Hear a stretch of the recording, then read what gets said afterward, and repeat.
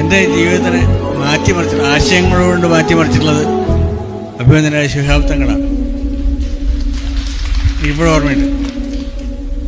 ഞാൻ അദ്ദേഹത്തിനോടൊരു അഭിപ്രായം ചോദിച്ചപ്പോൾ വളരെ വിശാല മനസ്കനായ, സൗമ്യനായ, ആദരണീയനായ അദ്ദേഹം എന്നോട് പറഞ്ഞു, ഈ വിശുദ്ധ ഖുർആനിലെ ഏറ്റവും അദ്ദേഹത്തിന് ഇഷ്ടപ്പെട്ട ഒരു ആയത്ത്, ഒരു ചൊല്ല് അന്ന് എനിക്ക് പറഞ്ഞു തരണം, ഗായത്രി പോലെ.